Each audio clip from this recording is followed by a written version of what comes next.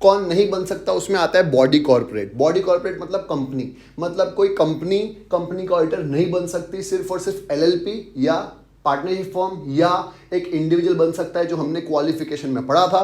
तो कोई भी body corporate other than LLP नहीं बन सकता है।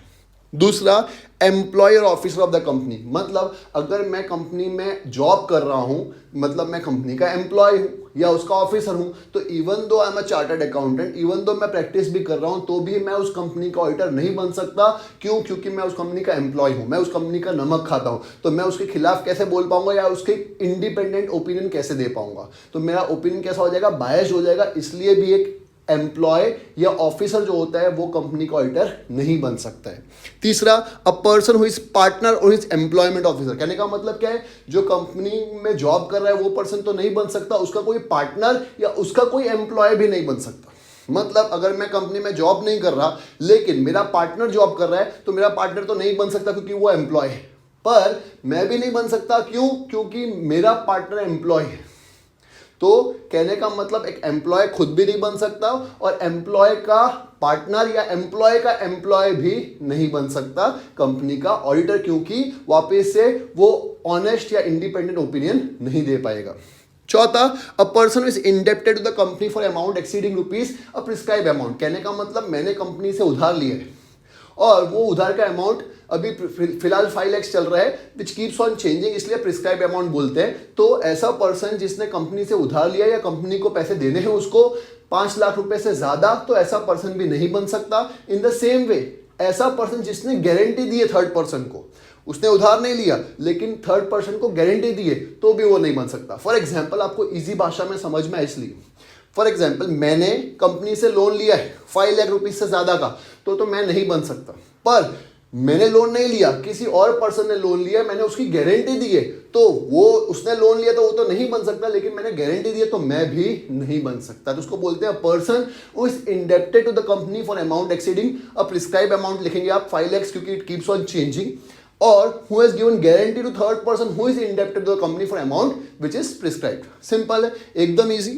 आगे, a person who is whether directly or indirectly has business relation with the company। कहने का मतलब अगर मेरे साथ, मेरी कंपनी के साथ कोई बिजनेस रिलेशन है, अगर मैं कंपनी के साथ बिजनेस के साथ जुड़ा हुआ हूं, तो अगेन वापस से मैं अपने बिजनेस को बीच में ले आऊंगा। तो मैं इवन दो मैं ऑडिटर हूं या मैं चार्टर्ड अकाउंटेंट हूं, प्रैक्टिस में हूं, तो भी मैं उस कंपनी का ऑडिटर नहीं बन पाऊंगा। क्यों? क्योंकि उस कंपनी के साथ मेरे बिजनेस रिलेशन है और मैं अपने बिजनेस रिलेशन कभी स्पॉइल करना नहीं चाहूंगा। तो अगर गलत ओपिनियन होगा या गलत चीज भी होगी तो मैं अपना इंडिपेंडेंट ओपिनियन नहीं दे पाऊंगा। इसलिए ऐसा पर्सन भी कंपनी का ऑडिटर नहीं बन सकता जिसके बिजनेस रिलेशन हो, किसके साथ? कंपनी के साथ।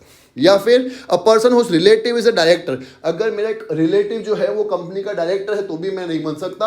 अगर डायरेक्टर नहीं भी है, अगर की मैनेजरल पर्सनल है तो भी, की मैनेजरल पर्सनल मतलब बहुत ही इंपॉर्टेंट रोल प्ले करता है कंपनी के अंदर।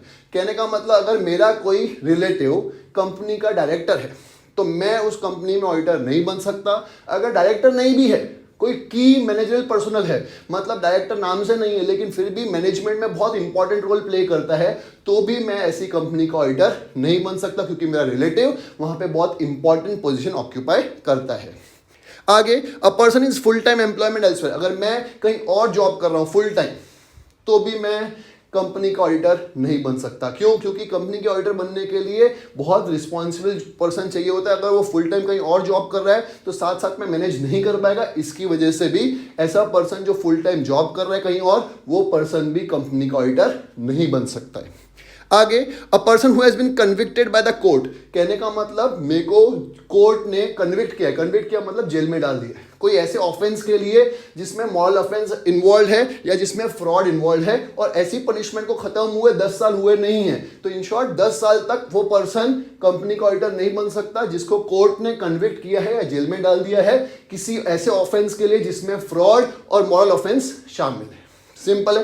तो जेल से निकलने के बाद भी 10 साल तक वो ऐसा कंपनी का ऑडिटर नहीं बन सकता।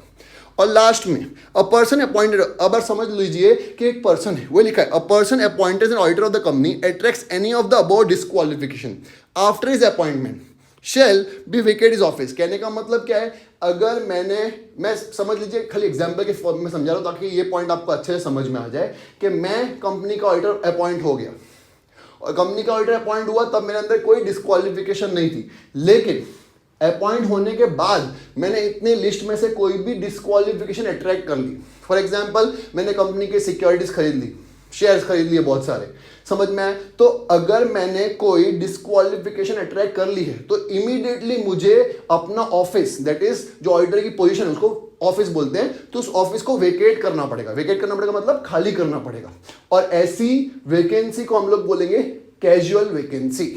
सिंपल, तो वो लिखा है, एंड सच वैकेंसी या vacation shall be deemed as casual vacancy in the office of the auditor. Simple, बहुत ही ईजी है। इसके अलावा कुछ और पॉइंट्स भी आते हैं, जैसे एक ऑडिटर जो होता है वो 20 कंपनीज का ऑडिटर बन सकता है। अगर उसको अपॉइंटमेंट किया जा रहा है 21st कंपनी में तो वो अपॉइंटमेंट एक्सेप्ट नहीं कर सकता।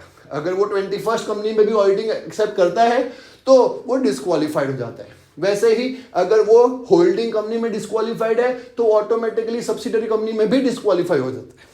तो ऐसे कुछ और एक्स्ट्रा पॉइंट्स भी होते हैं, लेकिन हमारे सिलेबस में जितने पॉइंट्स हैं मैंने आपको कवर कर दिए।